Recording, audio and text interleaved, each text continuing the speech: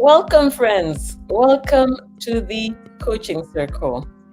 Here we talk about everything inner work, everything chat, everything just how to get our lives better. We are a group of coaches who meet every week, have these conversations, and we enjoy your company and hope you stay along for the ride. So I'll present myself. I'm Shiro.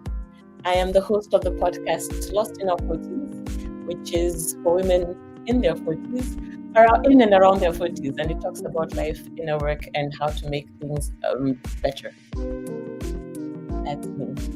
Who would like to go next? I can go next. My name is Alex. I have a YouTube channel called Alex Antoinette, and I have a website, alexantoinette.com, and you can book coaching on there. And what I do is I talk about like inner work, confidence, talk a little bit about emotional self-regulation, everything in between to help us become better versions of ourselves. Amazing. Excuse me. Hi, my name is Diamond, and I have a YouTube channel called Cyber Gem. I'm posting, it's new, so it's not listed, and a website, Shine Bright Mindset. So on my YouTube channel, I talk about meditation, mindfulness, digital detoxing, and how to cultivate a healthy online and offline life. And my website is for coaching in regards to that topic. So yeah, that's me. Great. So, like, subscribe, tell a friend, and we shall then jump into the conversation. Yes. We were talking for quite a long time before we got onto this chat, before we got onto the live stream, and realized that what we were talking about could have been the subject of the live stream. So we were talking about people pleasing in conversation and how that works. And I'll move it over to you, Diamond. I think you had an example just off the tip of your tongue.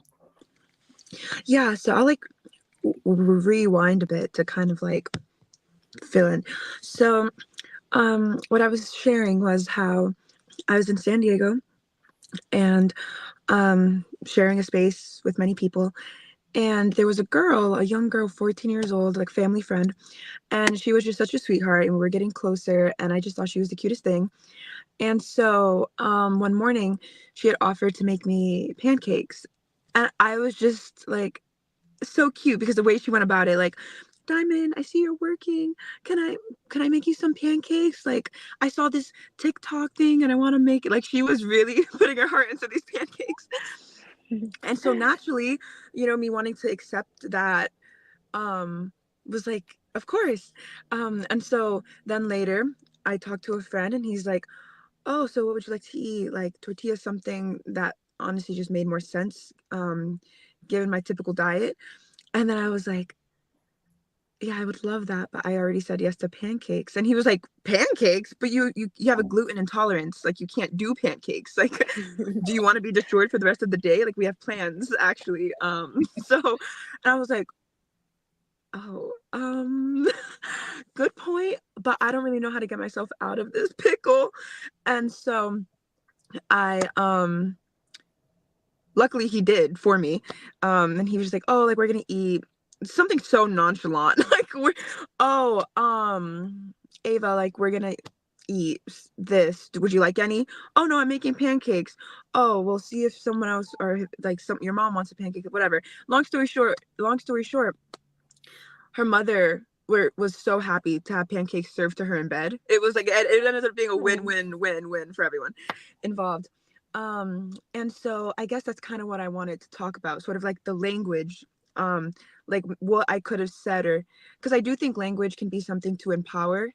Like a lot of the times the barrier to sometimes being honest, even if that's your true intention, sometimes not knowing how to express that, because I think it's possible. I don't think you have to be brutally honest all the time.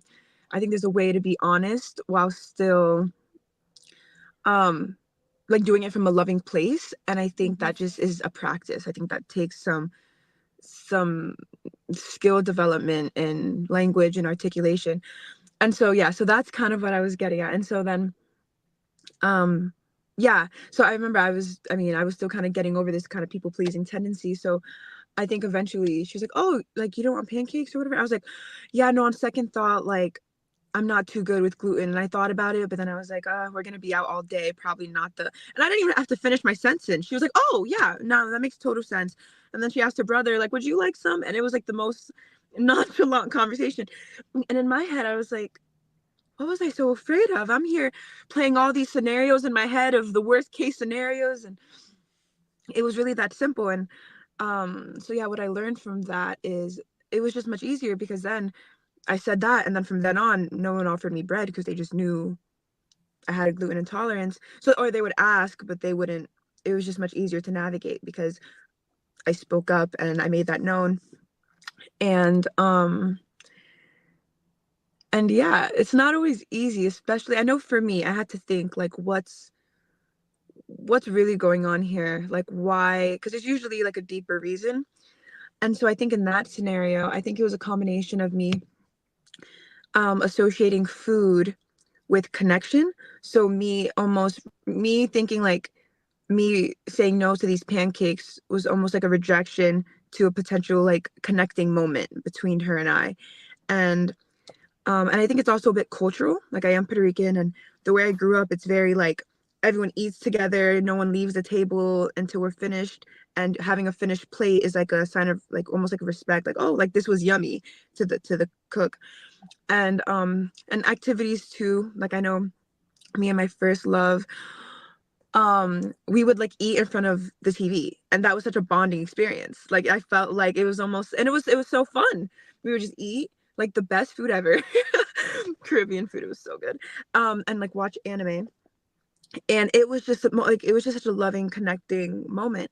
And so I think just because of like partly how I was raised, and I think some cultural things there, I just had such a strong association with like connection and food.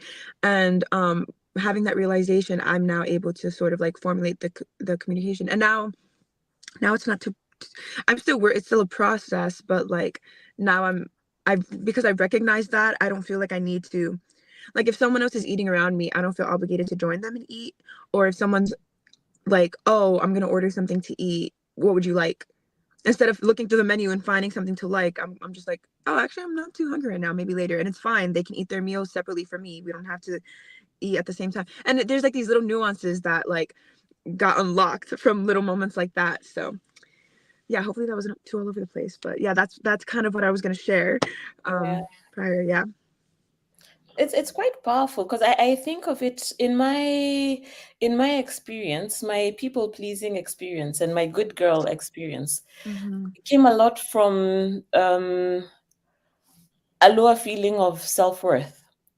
So Mm-hmm. putting other people first. So in that example, then maybe what would have been going through my head is it's more important that she is happy than that, it might ruin my day. So, because this Yeah. other person is much more important. So for me, that was the the the difficulty that I've been navigating. So then having to call myself, having to take charge of what's important to me. And for me, it was quite a journey because even discovering what's important to me, because if you've lived like a long life, a long history of people pleasing, then it's very easy to lose track of what you like. Because then if you're always then asking other people, now what do you prefer? Now what do you prefer? Let's go with your, always silencing my voice. Then I then had to actually do the activity of finding out, in your case it would be, do I like pancake, do I want pancakes, is that is my journey. And then from there, having the audacity Yeah.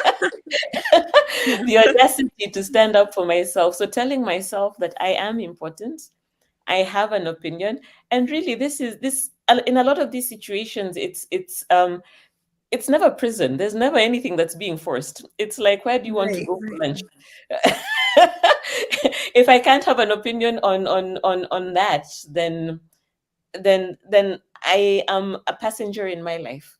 So then Mm-hmm. I've been really, really Mm-hmm. trying to move forward into the driver's seat and state opinions. And how I do it now is always just trying to have an opinion. regardless. No one has to, we don't have to agree. If we're two and we're talking about something to eat, we don't have to agree, but at least I have something to say. And what I'm saying is something that makes sense to me. So it's also for me an ongoing journey. I think I'm much better off than where I was before. And I think it's small incremental steps. It's just Yes. day by day something happens, and then I say today I'm going to stand up for me, because I think I am important. Not I think I am important. Yeah. Mm. To add to that, I think your intention was good too, Diamond. Obviously, you're like, oh, like she's doing something sweet for me. She's doing something very nice. She's giving me a gift of pancakes. It's the Yes. thoughtfulness of her part. The intention was good. Like you wanted to receive her love and care for you. Um, and sometimes it's hard to like say things that we may think like might reject, in this case, the pancakes, and us associating it like we're rejecting their love or them getting close to us. In that case, in hindsight, I think it's would have Mhm. been the conversation of, oh, thank you so much. I appreciate you being so thoughtful and wanting to make me pancakes. However, I'm gluten intolerant, so I can't eat that. It And she's could have like, been oh that my simple. gosh, it could have been that simple. Because I look at it like a two-way thing. She wants to give you something that feels good, and you want to receive something that feels good. So in her mind, she's like, I'm trying to do something that might feel good for Diamond. And she had no idea in her mind that you were gluten intolerant. So we have to also think about it from like the giver's standpoint. Like they mean well. They mean Yes. well, and they the last thing they want to do is make us uncomfortable, and so we just got to clear that fight up with them on, if there's something that doesn't sit right, or we're not able to receive their offering or their gift for whatever reason. Just having that conversation, because I almost feel like us showing up more authentically in those times creates more connection. I But agree. I feel like the times when I've been honest, even when it's uncomfortable, I felt more connected to that person than if I just said, "Yeah, I'll do that." No, like I was being real, and it almost felt like they gave me a little bit more respect, and vice versa. Like we respected each other more, and we felt more connected to one another because of that conversation. So, in in this case, it was like a younger girl, but that can go for other people, and it doesn't matter of what age. But for example, for like friendships and relationships, it really gets to show you like the emotional maturity of the other person, Mm. whether or not they're willing to have maybe uncomfortable conversations. Because I know that when I'm uncomfortable, like it's something I have to do. Like I have to do it. Like, oh, I don't really tell them how I really feel, or that like I'm not comfortable with that idea, or I don't really want to do this. That's my time to choose myself, because every time I always feel better after I do Mhm. it. Because every time I don't do it, I miss an opportunity to do what authentically felt right for me. Mm. It's so true. Yeah. Mm. What a good reframing. Hmm. I have a situation. Yeah. Yesterday, I was watching, I went down some rabbit hole with YouTube.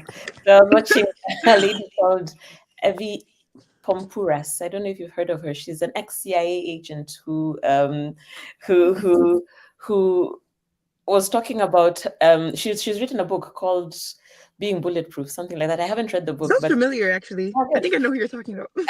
No, good, because I mean, I found her very interesting, and she was then talking about conflict to some extent. So she gave this scenario, and I'll ask you, what would you do? So her Ooh. scenario was that she was at work.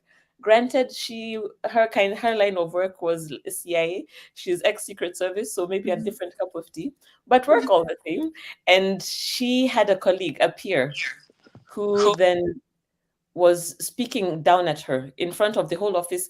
It's a peer who was asking her to do, that she hadn't done a certain thing, a report wasn't ready, something like that, yeah. But he's her peer, not her boss. So he was trying to dress her down in front of the whole department, Mm. and and then she was there, and then she knows that this is wrong. This person has no right to speak to me this way.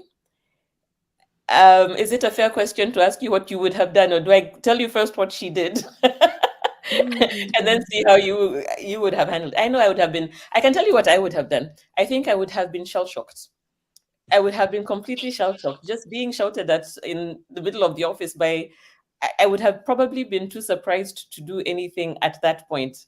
I would have listened, surprised, depending on how what else is going on in my system. I might have gone to the toilet to cry.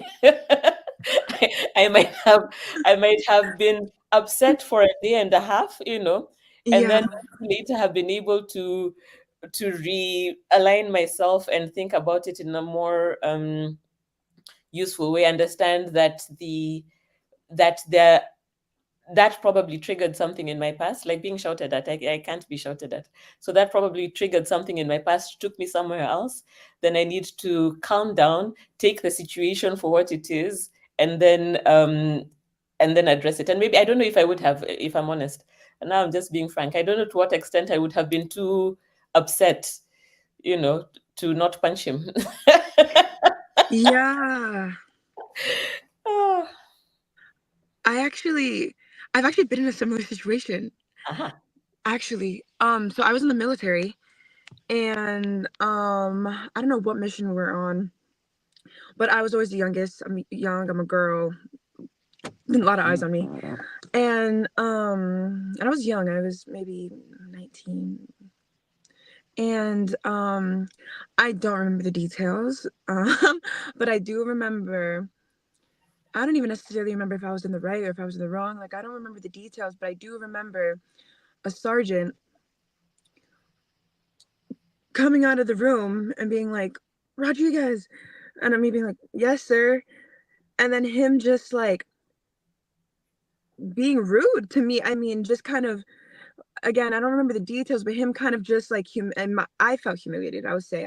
Regardless of his intention, I felt like everyone is here. Why? Like, everyone is looking, all eyes on me. I feel like an idiot. Like, and you're being like kind of rude.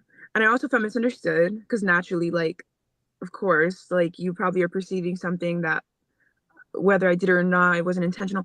Just a whole bunch of different feelings.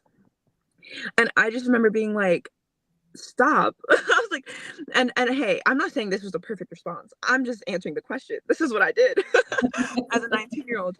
I probably could have handled it with a little more grace, but I had I grew up with like a fiery kind of persona. So what I said was, can we just cut this right here? I was like, I understand what you're saying to me, but I just feel so uncomfortable with you expressing this the way you are in front of everyone. If you're okay with it, I would much prefer to have this as like a private one-on-one conversation in your office. But if that's not happening, I don't want to be a part of this because this stinks. Like, I don't want. And then he was just like, okay, okay, come to the office. And then we went to the office, and then he was like,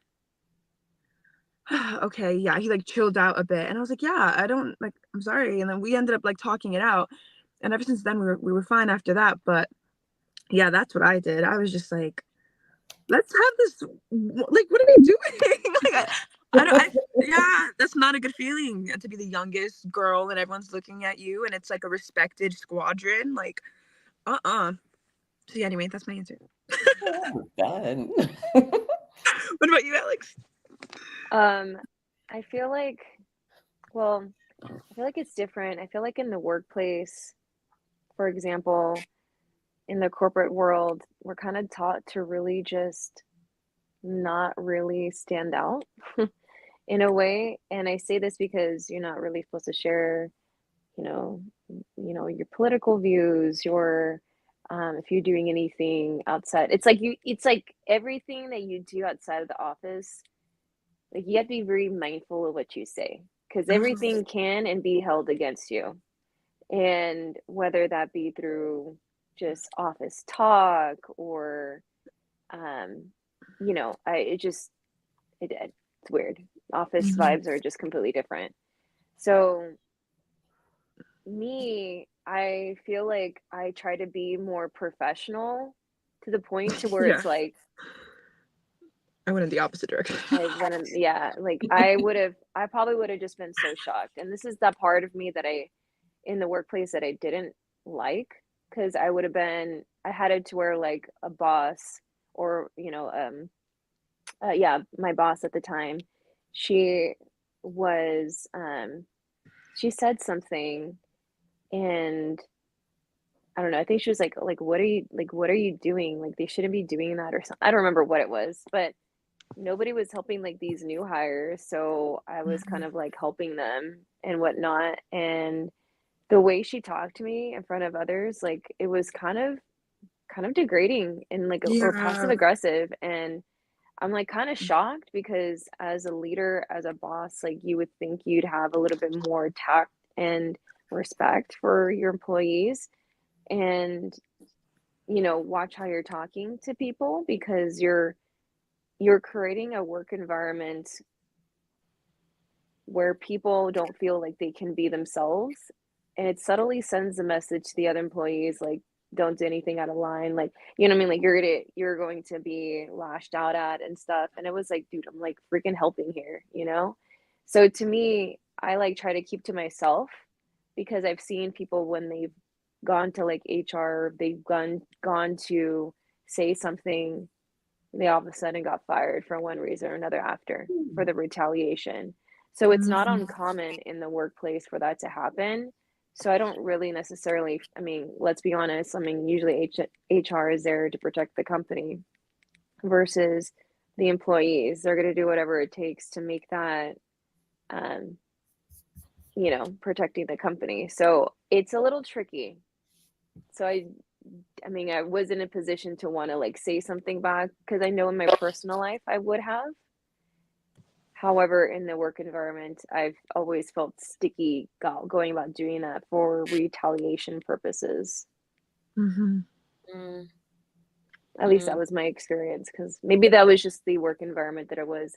But to be fair, it was also kind of toxic. So it's like, you know, Yeah. it was probably best that I, just like left because I can't be in places where people are being disrespectful and rude and allowing that type of environment to exist. Yeah, yeah. So to give what she did, if I give you what if you said she did, it was actually more or less exactly what you did, Diamond. She Really? really, she said Good that job. she had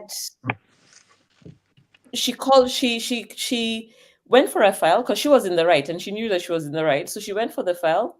So stepped away from that situation, went for the file and called him into the corridor for a conversation.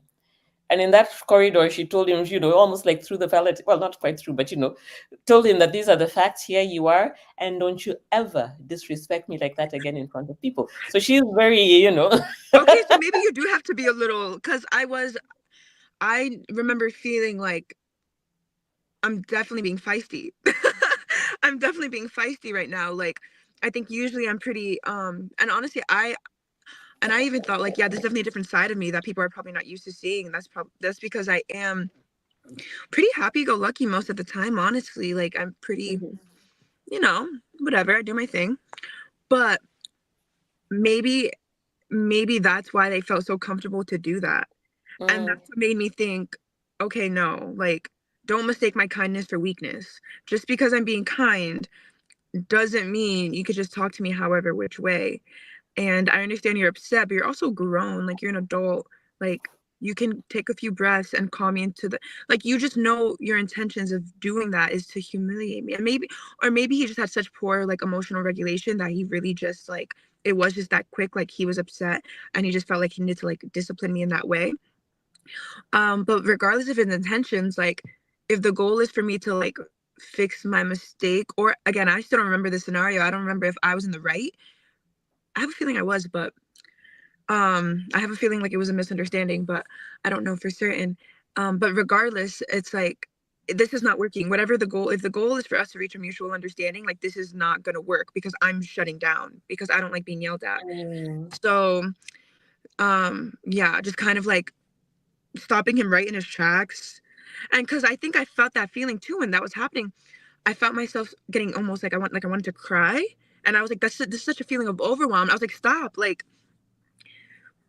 no, because now what? It's like in my head, I'm like, what? Am I just gonna start crying in front of everyone? That's even worse. A girl in the military crying because the sergeant. Oh, And so I was just like, enough.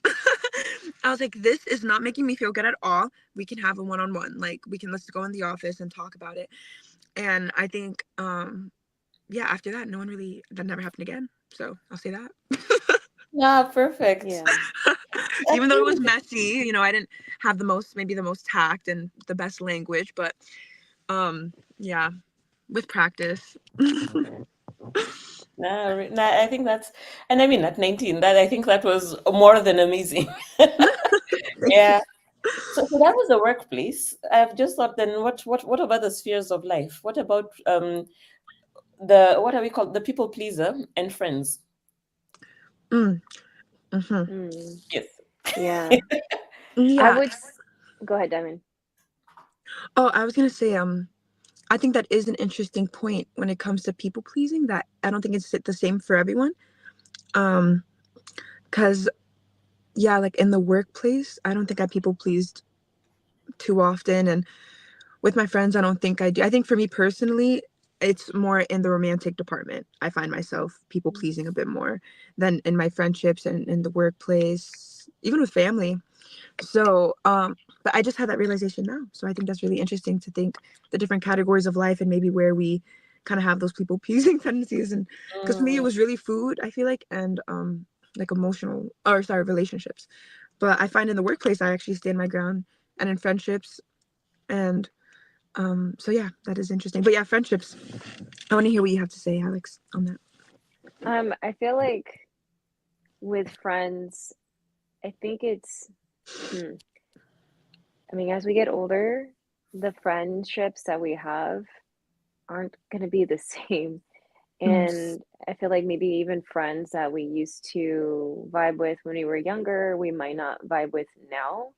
And I look at it like sometimes why force like friendships if you've kind of outgrown them? And that's kind of like a hard thing to really say to people, like friendship breakups, perhaps, unless they do yeah. something blatantly odd, which is like, did something to you or just totally disrespectful. But it could go simple as, let's say all your friends that day want to go to, out. They want to go out to like a bar or a club or something like that, and you're just not in the vibe to do that. Are you going to stand your ground and be like, you know what, guys? I don't want to go out tonight. I'm just going to stay in, but you guys can go without me. I'll catch you another time. Or are we going to say, yeah, because everyone's going and we'd be like the only ones not going. And we don't want to be that person. I used to probably feel like that, but now I'm like, no, it doesn't align with me. I don't want to do that. Mm-hmm. And I'm not going to do things that I don't want to do because it's not fair to me and it's not fair to them. Because if I am going to show up, I want to make sure it's a good time for me as well as for them. Because the last thing I want to do is go and not have a good time and then like bring other people's vibes down. Yeah. So by me just being like honest and like, you know what, that's not something that I really want to do at this time, but y'all have fun. I'll catch you another time. And same things with relationships and dynamics. I feel like, yes, we want like people to like us naturally. That's something that we all want. But I think if you don't like yourself enough, or if you don't like know who you are, you might easily compromise your standards or lack thereof, to allow like other people to treat you however and whatever type of way. For me, for example, like if somebody tells me we're going to be doing something, like we're going to be meeting up and like hanging out, if we have something planned, I'm pretty big on like following through with my commitment on that. And if they don't, or they fail to like follow through with it, I look at it like, is this like a one-time incident that they did that, or is this like a repeating pattern? Because I can't feel comfortable having conversations with people that don't hold themselves accountable for how they show up too. So I think that's something like worth noting, because yeah, we can tell somebody like how we feel and what we're expecting or like our standards and stuff. But if they're not willing, if they don't even know themselves or have their own standards or willing to have like that uncomfortable conversation with you, then I would question why we have them in our life. Because you should feel comfortable with the people that you're around, and through that, you guys can get even deeper connected with one another. And if they can't have those conversations, I would ask, are they even emotionally available to be a friend or to be a partner, right? Yeah, Because that's a harsh reality for people. They're it hanging is out with hard. people, but they're not having that emotional connection. And it's like every time they want to say something, but they're afraid to because they don't want to push that other person away. Well, Yeah, that's something worth noting, right? You thinking you being yourself and you speaking your truth is going to push somebody away. Good riddance. They're not for you.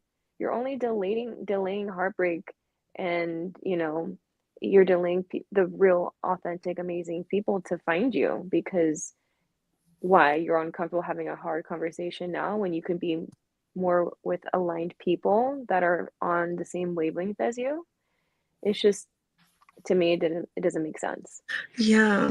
I know for me, the troubles that I have in this department sometimes, like, I know, like, the inner thoughts that kind of give me trouble is it's like a part of me, I do recognize the hard reality that even if someone has, like you said, some people might, like the emotional unavailable person, for example, like some people just simply might not have the capacity, like they may have not met themselves as deeply, so they're not able to meet you there.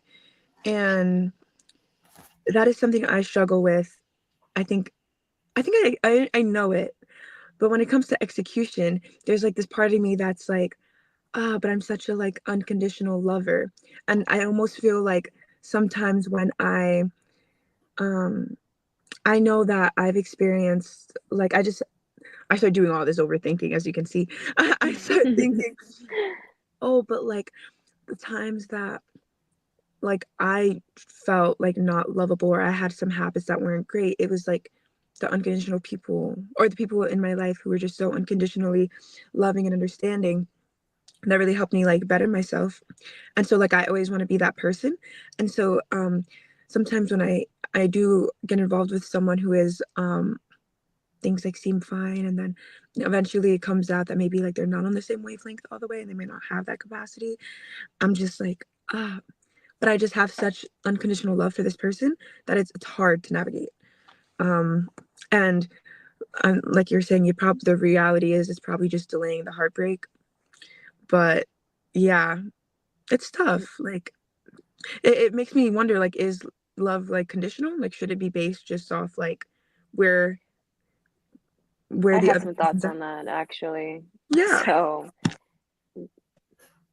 if you have to be less of yourself to be around somebody, they're not your people. Okay. I Hmm. do think people who willingly want to change, and they may not be fully healed, right? As long as they have the intention and the desire to work on themselves, I don't see any wrong with keeping those people in our lives. It's when the people that don't see any problem with their behavior, they Mm. don't want to grow. If we keep surrounding ourselves with people like that, it's going to just cause us tension, and we're not going to feel like ourselves. We're not going to feel as connected because we want them to be like us. So Mhm. we're in a weird way not accepting them for who they are because we want them to change to be healthier. If they wanted to be Mm. healthier, they would Yeah. ask for that. They would want to make those changes and be like, "Hey, Diamond, like I'm not all the way like healed with these things, but like I really want to get closer with you." Versus somebody that's like, I don't, hot and cold, like isn't it taking accountability for their actions, acting out, partaking in negative behaviors. That's not going to be helpful for you. It's going to be more detrimental. And I think that the most loving thing that we can do is pour that back into ourselves and surround ourselves with people who love and respect themselves. And if they're ready to get to that place that they want to, then they will. They know what it takes to be within our inner circle, which is I need to have these standards set in place. I don't accept inconsistency. So if you want to be a part of my life, these are the things that would need to occur for me to maintain this relationship or this friendship. So I think you would need to know like your standards as well as to what you will accept and won't accept, and uphold that regardless of whether it's a relationship or a friendship or a random person. It should kind of all be the same. Yeah. And Go. no, I mean, I really like a number of things that you've both said. One is I want to restate something you said, Diamond. When you're talking about someone who has not met themselves as deeply Oh, as you yes. have, I think that's a powerful statement. I always come back to that. I love Yes. the imagery and I love the power of that. And I something you've mentioned, Alex, about expectations. I believe because I see myself on both sides of this conversation. So I have been in relationships where I remember there's a time that I was in well, was it a relationship? An almost relationship where I was afraid to speak, you know. And he asked, what is there to fear? And then that is what then sent me back to myself, because then I did have to ask, Mm. what am I afraid of? And then our lives happen in different layers. So, especially with the instance of trauma, these things that take you back. So, things that happened in your childhood, things that happen now, even without trauma. We just have we are a whole landscape of things going on at once, which is why you might have some emotional reaction to something. You might have a trigger, dating people who trigger you. And they do say that, especially in the realm of not the best of relationships, going back and doing things over and over again until you learn the lesson. So I like what you said about expectations, because one of the things the people pleaser, the good girl, would tell themselves is that, and let me step in those shoes. Especially, I am absolutely recovering. A lot of work has been done, but I do feel that every once in a while, it does come back. And what we would tell ourselves is that it is better to be small. It is better for the other person to shine, but without realizing that we are creating a fallacy. The version of us that we are presenting when we are not being ourselves is not us. So then we have expectations that at some point in some future, after I've presented version A of me, whereas I am actually version M, my expectation is that this person will either change to be able to align to my real version, or will be able to accept my real version when they become aware of it. And in the book, Boundaries in Dating, they actually say that. They say it's a disservice to yourself and to the relationship to be unable to speak your truth.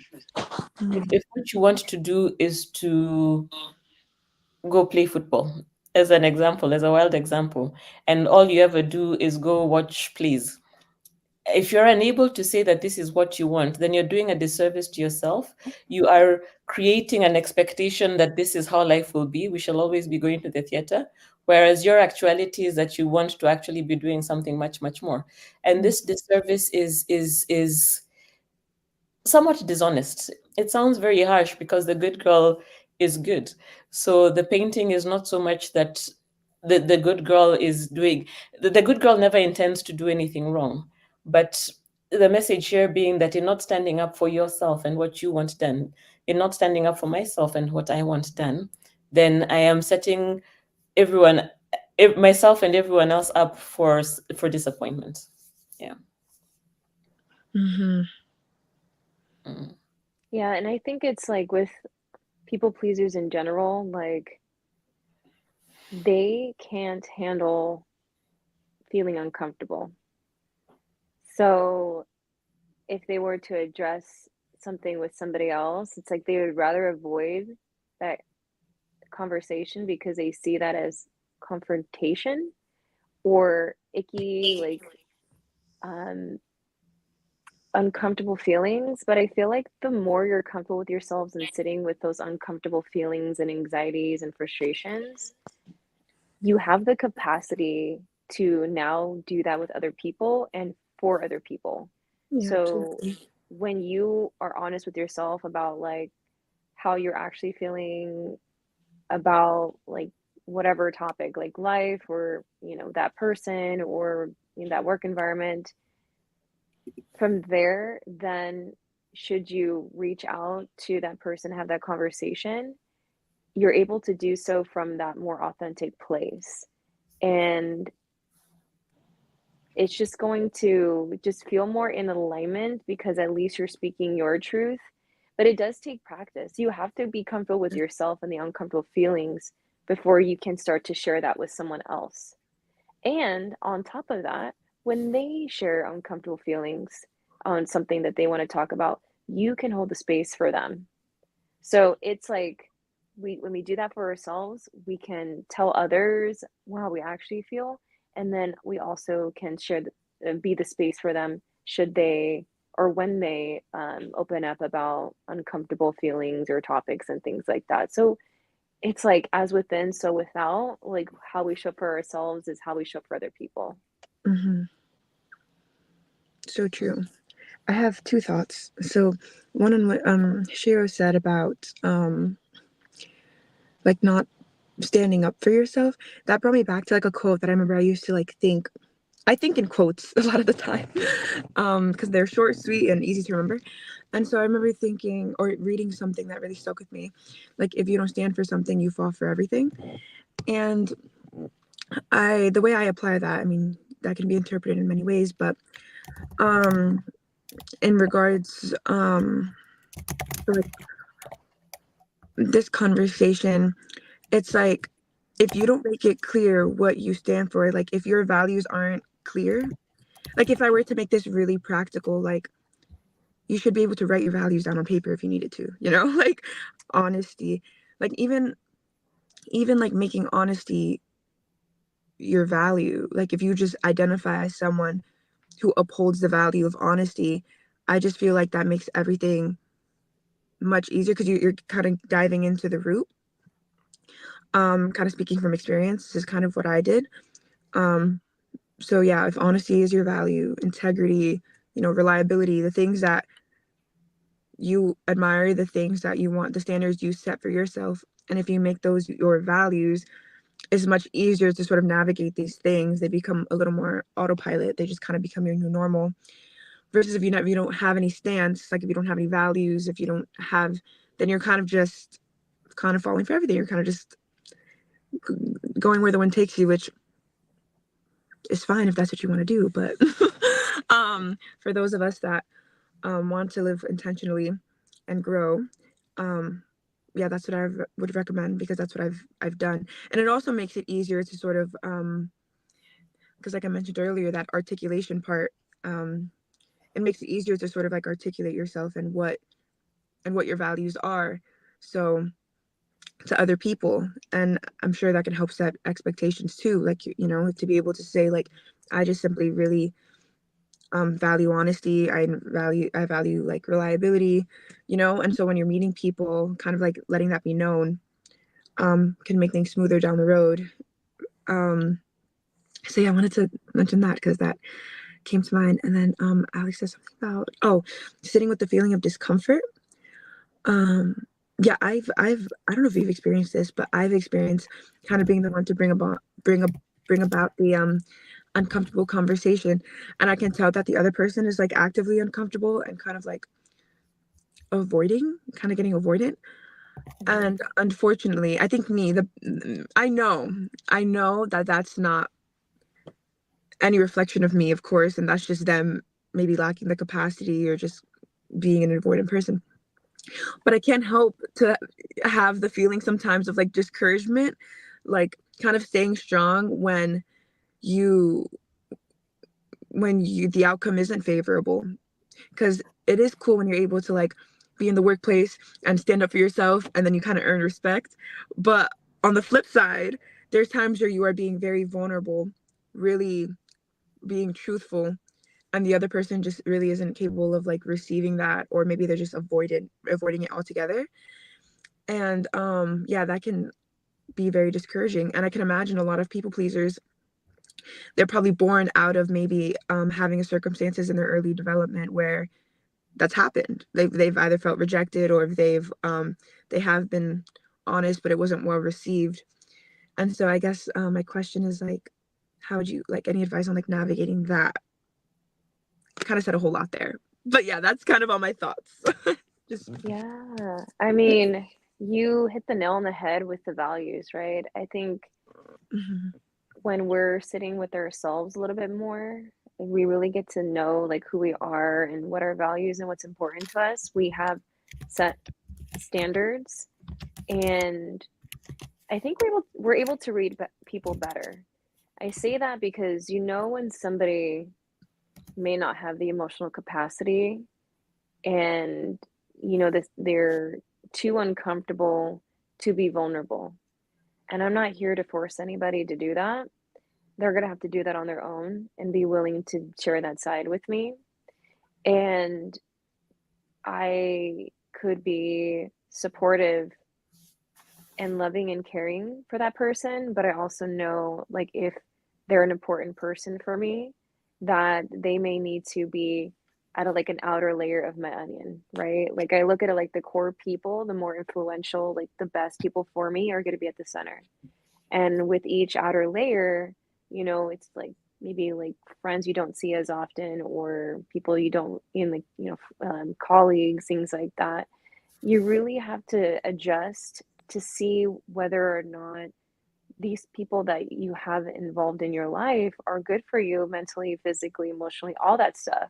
Because if it's negatively affecting you, you need to either remove them altogether or just move them out to a different layer of that onion.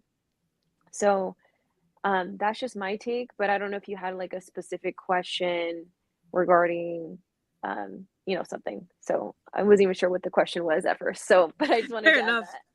Yeah, fair enough. I was kind of just like sharing my thoughts and But kind can of I, getting. before you clarify your question, can I answer the question Yes. I heard? Yeah, Okay, yeah. It yeah. was In case supposed it to be was kind of there, in open case it ended. was part of it. Yeah. Because you commented, and I also had thought you hit the nail on the head on the aspect of how people pleasers are created. And our purpose here is Mhm. not to shame anybody. If Yeah. it is, it is a reality that Mhm. if the circumstances of your younger childhood were what they were, have brought you to be in the situation where you find yourself needing to people please. Personally, I understand, which is what I'm saying. I think I have personally been there, and Yeah. this is Same the here. working through. Exactly. So it's a working through and figuring out how to get there. And I think that's a question I heard, like how to start the process, because it's Mhm. possible Mm, to hear these things and to know them intellectually, but then still feel completely Yes. stuck, still feel Hmm. completely unable to do anything about it.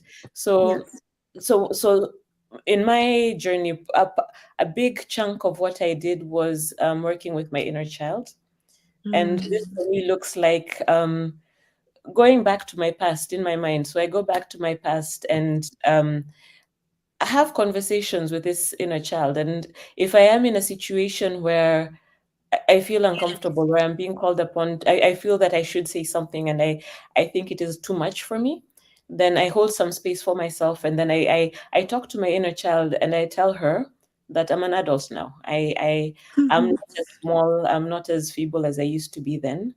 I have the capacity to speak. There is evidence that I've spoken before. I can do this. I don't die. I don't die when I do experience it. And then I take it at one small step at a time. Sometimes I'm not as successful as I'd want to be, but doing it incrementally has given me a lot of evidence to know that I am important, I matter. I then need to be able to create space for myself, because if I don't create space for myself, there's no savior coming to save me outside of myself. I need to be able to lift my chin up and be able to say that I have a voice and let my voice be heard. Yeah. So in terms of that's my reflection on the so some inner work around that to Mhm. practice. I think I really like this idea of values as well, Yeah. because sitting down and determining what your values are is super helpful, because values are it's like the road that we're going to be walking on, and you realize that when you've stepped off the path, you don't feel good. So instead of being bombarded by a lot of bad feelings and not really realizing where they come from, having the idea that your value is integrity, as an example, then if that is your value, then you realize that when you're dealing with people who do not have integrity, it doesn't feel good for you. So then it's having words to describe how you're feeling, and then from there being able to curate your own life, because you know that this is important for you, and they absolutely don't have to be many. 3 is really like a really good number. Then you can curate, you can then start seeing that these relationships, these workplaces, these people in my life are triggering me because of these issues, and then you can then have a voice in terms of how you're going to handle it, because then you understand the genesis, you understand where it came from. And I feel that seeing is really 89% of the journey. When you're able to see how you're showing up and why you're showing up the way you are then much more comfortable. You're not blaming yourself, because it's not you're not blaming yourself for not speaking up. You've understood why you couldn't. You've understood it's uncomfortable. You've understood it's a zone that you're going to have to be in for some time, and then you trust yourself to take the step. And in taking that step, then you 1 day, 2 days, 1 year, 2 years, before you know it, you're the person who's always speaking up. Yeah. Yeah, I love that. That was beautiful. Yeah, I feel like, because I feel like when talking about this topic, my mind goes to like corporate language, like, and that's not my personality. I mean, I can like be serious, but I feel like I just have a personality tied to like you guys know. I just jump into things. I'm very like take the plunge. And so I just know for me, if I were to hear just all of this like sort of more like I guess formal language, for lack of better words, um I would just go into my life and tell people and speak in the most corporate way possible, and everyone would be like, what the hell are you talking about? Like, what happened? Like, is everything okay? Like, realistically, like in practice, realistically, if I were to say, I just feel like all my boundaries are being disrespected, and like all this, like people would just be like, are you okay? Like, what's going on? This is coming on left. And so I guess kind of like the art of this is kind of the stuff you touched upon, Shiro. So yeah, like the values, also kind of playing with the language a bit too to make it sound like your voice. This is okay. I have to bring this up because it's honest, and like I like talking about digital things. Like that's kind of my realm. I will admit I do sometimes when I want to sort of like have conversations with people, or like kind of better my articulation around topics having to do with like emotional intelligence, basically. I just go into like chat GPT and I write prompts such as, so I like, first of all, I just get my words out. So I write how I feel. So let's say the scenario is like, I'm talking to this person. I'm raw. I mean, it's AI. Who cares? I'm raw, and I write into the chat like, oh yeah, like this in my own language. You know, this is a situation. I just feel like this person did this. Probably wasn't intentional, but it made me feel this way. And then I write like how are ways to like compassionately articulate that, and can you give me 10 alternatives? Like I write something like that, and then I play with it, and then I see. And obviously, I'm not gonna see that and then verbatim state it. Like no, it's again, this is supposed to be fun. It's playful, where I kind of look, I read, I kind of see what I gravitate towards, what sort of language resonates with me, to kind of craft my own voice. And that's just something I do. And all of them, if all of them are really formal or weird, I regenerate, or maybe I add prompts like, can you say this in more of a layman's tone? You know, can we fix some of the language and make this more casual? Or what are some things I've said? Can you make this sound more compassionate? Or sometimes I say, I have a situation and I say, like what would a wise woman say, or how would a wise woman handle this, and just kind of, and I just have fun with it. Yeah. It's Yeah. honestly like the most fun. I just do this on my free time on my phone. You know what? That's a really cool tool, Diamond. I've never Yeah, thought about doing that, but hey, it yeah. gets people comfortable not having to be like, what do I have to Oh my say? god, and How it am makes I it going to fun. go about it? It Hmm. kind of gives them a little bit of an exposure of, you know, maybe a more mature way to go about things or a healthier way to say things. So Yeah. I definitely would recommend that actually. I really would. Um, I need to talk I about love some on my it. channel because I yeah. use AI and I use technology, and well, that's kind of my whole thing. Like, I want to kind of merge the online and offline space as the world becomes more digitally involved, how to use things, AI and all of these tools to fuel our self improvement rather than take away from it, because it can be such a distraction. And so yeah, and that's from my own journey, of course. And there's been times where I have joked around with friends, like literally I've literally been on a car ride, and I remember, I think it was capacity, I think it was something around that, where I was talking to someone and I was just like, how do you say, like, you're just not on my level? That's so rude, right? Like, that's just so rude. How can I say that in a way that will be well received? And so I'm talking to my friend, and I throw it in. This is just something I do, so naturally I throw it in, and I said, like, give me like 50 alternatives. And me and my friend, while we're driving, we create a tier list. It's popular in like internet culture, just making a tier list. Like, S tier is awesome and F tier is really bad. And so I just read them one by one and we're discussing, and some of them I really really, I think one of them that stood out was like, sorry, but I just feel we're on two different realms. And it was like, whoa, that's kind of weird. Like, that's F tier. Like, that's a weird way to say that. But then we're playing on two different, like, there were just really goofy ones. Like, where, sorry, it made me laugh a lot actually doing this exercise, because it was so silly. Some of them, like, realms, like, are we like fairies and wizards? Like, where are we? And then one of them was like, yeah, I just feel like we're operating on different planes. It's like, okay, like, what are we saying? And so yeah, that probably would have been like a D tier. Like, that's not that great. And then there were some that was like really nice, like, yeah, I just don't feel like we're really aligned, or I don't feel like we're really seeing eye to eye here. And obviously some that I like gravitated towards more. And now that's like in my like articulation toolbox. Like, now I think like I just have the verbiage now to express myself, I and love it it. came about in such a fun way. Well I done. really like that, Diamond. Yeah. That's really Oh, I cool. should make a video on it. I'm so glad. I've never shared that before. This is like my own private little fun. I do this for fun, genuinely. I think it's fun because a robot saying silly things, it just makes me laugh every time. But it's a And super useful tool. I mean, for exactly, I guess it's what you've said, Alex. For people who don't have the words to say, and it's all cringe, and mhm, because this is just yes. bridging to get to where Yeah. you want to get. So that's Hmm. really good. I Yeah. And feel like for me, mhm, sorry, I wanted to add to your yes. toolbox, like what I say.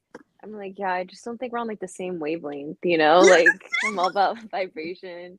And I'm like, I don't know, my intuition is just saying like this is not a good idea. You know, and that's true because my Those are all intuition, amazing. I do pay attention to that. So I also use that as a I way like to that. been like, it's my inner truth. My inner truth is just Uh, telling me this is not for me, I you love that. know? Yeah. So it's not like making anyone wrong. It's just I'm just know what's aligned for me, and I use that too. Like this is not really aligned, and I think it's just your work verbiage. It's like the words that resonate with It's you. with you. It's It's personal. with Yeah. you yeah. because like the way I say things is different than how you may say things or how Hmm. my other friends may say things, and Yeah. they'll be like, "Oh, just say this." And I was like, "Ugh, that sounds Yeah. Like, gross. Like that is not something that I would yeah. say."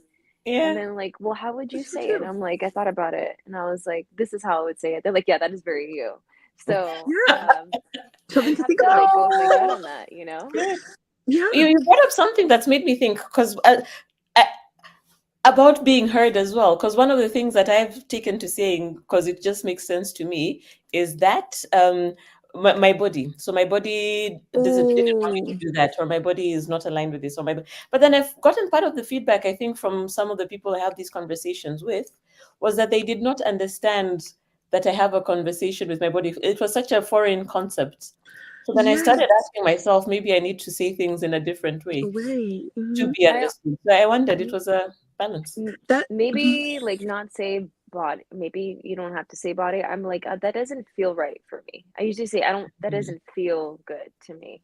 So Mm. Hmm. like, I know that like I'm a more kinesthetic Doesn't type of sit right. person where I'm Mhm. like, you know, very body oriented and like my body will kind of tell me like if I'm like contracted, I was like, oh, that is not good. Or if I'm like lighthearted and like excited and expansive, that's like usually for something that I feel very more aligned for. Mm. So I'm like, oh, that feels great. That feels amazing. Or like that doesn't, I don't, that idea doesn't feel good to me. Um, Mhm. so I usually can sensory wise like feel like the energy of how I feel within my body. And so I use that as like my little toolbox too. I'm like, that doesn't resonate, that doesn't feel good. Ah, good. Yeah. Lovely, lovely. I was gonna say, so true, Sierra, because I had a girlfriend and she actually, I get it. So I let her say, I understand. Like if you were to tell me that, I would understand, because I had a girlfriend who, she would say that like it's just not, I'm not feeling like a full body yes, and that was something, it's probably not something I would say, but when she said it, I like felt that. I was like, then it's a no. Yeah, then it's a no. I Yeah. agree. And that's just the language. So there's going to be people who you speak the way that comes natural and like they just get it. But for me, that's not always the case because I interact with so many people. And so something that I've tried to cultivate is the ability to almost like translate myself to other people because people kind of live in their own little worlds and they speak their own little languages.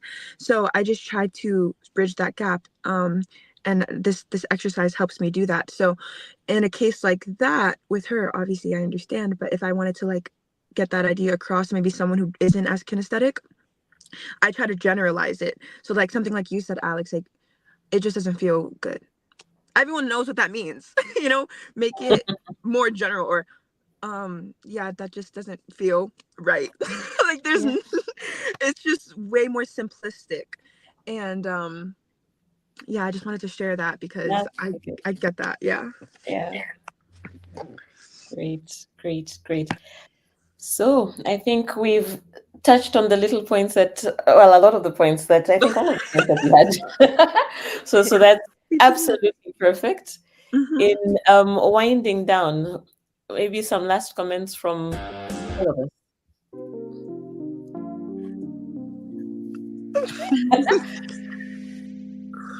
Last comments. Yeah. I would say, at the end of the day, it comes back to yourself, right? So don't necessarily put others' opinions before your own. Understand like who you are and be honest with yourself first. Because if you're not honest with yourself, you can't be honest with other people. So be honest with yourself first, and that'll give you kind of more an idea to be honest with other people and hold space for them when they're trying to be honest with you too.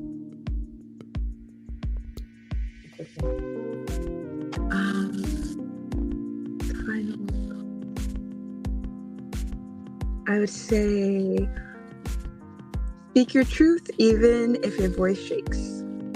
Oh, I love that. nice, nice. Well, my final one would be, you are enough.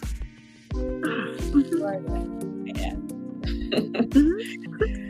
So great. Thank you all viewers. Thank you for being here with us. We appreciate you. Enjoy the time, and we shall see you next week. Bye bye.